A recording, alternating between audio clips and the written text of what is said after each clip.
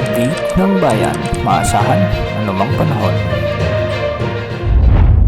Magandang araw po sa ating lahat. Narito na ang pinakahuling update sa magiging lagay ng ating panahon sa araw na ito at sa mga susunod na araw. Sa kasalukuyan ay patuloy na nakakaapekto ang amihan o northeast monsoon sa northern at central Luzon, samantalang localized thunderstorms naman ang nakakaapekto sa iba pang bahagi ng ating bansa. Dahil nga sa amihan, asahan ang maulap na kalangitan ngayon na may mga kasamang mahihinang pag-ulan lalo na sa may Cagayan Valley, Cordillera Administrative Region at sa may Aurora. Amihan din ang magdadala ng bahagyang maulap hanggang sa maulap na kalangitan na may mga tsansa ng mga kalat-kalat na may hinang pagulan sa Metro Manila, sa buong Ilocos Region, sa buong Calabarzon at sa nalalabing bahagi pa ng Central Luzon. Wala naman tayong inaasahang malaking epekto sa panahon o mga pag-ulan na ito dahil sa amihan. Para naman sa nalalabing bahagi ng ating bansa, lalo na sa Visayas at Mindanao, asahan din ang bahagyang maulap hanggang sa maulap na kalangitan na may mga isolated rain showers and thunderstorms,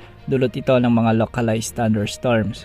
Mag-ingat po dahil posible ang banta ng mga biglaang pagbaha o pagguho ng lupa, lalo na kung may mga umiiral na mga severe thunderstorms. Para naman sa lagay ng mga pag-alon sa ating mga karagatan, magiging maalon pa rin ang mga karagatan sa northern at eastern sections ng Luzon at ang eastern section ng Visayas, posibleng umabot mula 2.1 hanggang 3.4 meters. Sa silangang karagatan naman ng Mindanao, posible ang mga pag-alon hanggang 3.1 meters. At sa nalalabing karagatan ng bansa, posible ang mga pag-alon hanggang 2.5 meters. Sa kasalukuyan, wala tayong minomonitor na bagong LPA o bagyo na posibleng makaapekto sa ating bansa hanggang sa mga susunod na araw. Unti-unti na rin humihina ang amihan at sa mga susunod na araw ay easterlies na ang papalit o magiging dominanting weather system sa ating bansa. Kaya maraming lugar ang makakaranas na ng matataas na temperatura o heat index dahil patungo tayo sa tag-init season. Yan muna ang latest sa lagay ng panahon. Ito po ang weather update ng bayan. Maasahan anumang panahon.